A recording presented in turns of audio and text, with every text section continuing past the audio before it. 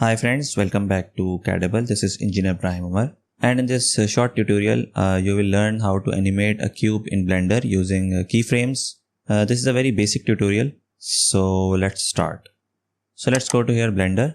Here you can see I'm using Blender 4.0 and I will delete this camera and I will delete this light. I will select cube and I will check this box cavity. And I will use this one both. Also, I will use this option world, and for the color, I will give it a random color. Okay. Then I'll go to my animation timeline and I will change this to 100. Okay. Also, I'll click here because I will write here coordinates. So first I will select this cube. Press I for inserting keyframes, and here you can see we have multiple options like location, rotation, scale, location and rotation, and some advanced options as well. For this particular tutorial, I will use this option location, and here you can see one keyframe is added. You can see here. I will move this bar to 20 and I will change these coordinates. I will change it to 2 and 2. Okay, and I will keep Z coordinate as it is.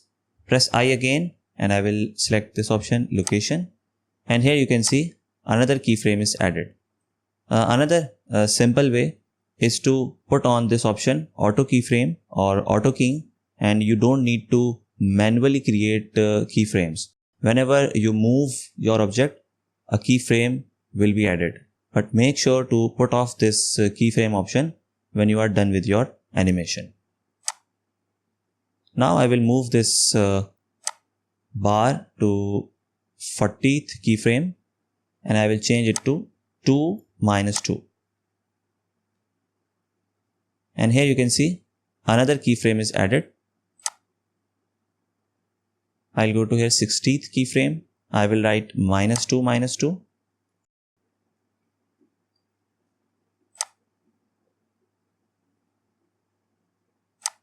You can see another keyframe is added. I'll go to here 80th keyframe. I will write minus 2 and 2. And here you can see another keyframe is added. Lastly, I'll go to here 100th keyframe. At the end of my animation, this cube will be moved to this origin. So I'll write 0, 0. Okay. And here you can see the last keyframe. Make sure to put off this option auto keying. Okay. I will play the animation. So this cube moves around in a loop and it finishes where it started.